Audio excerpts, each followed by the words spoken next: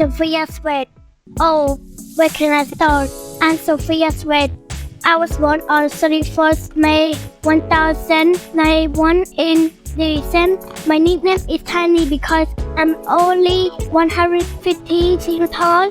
This nickname is from my brother, Tom. I'm a bit punk, so I'm on a diet. I want to look so weird. I got clear brown teeth, red hair, and brown eyes. My eyes are big, and I got long eyelash.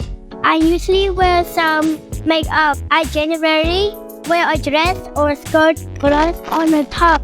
I put on something casual when I'm at home, especially when I play with my son. I like jewelry and high-heeled shoes. As I said before, I'm a bit perfectionist.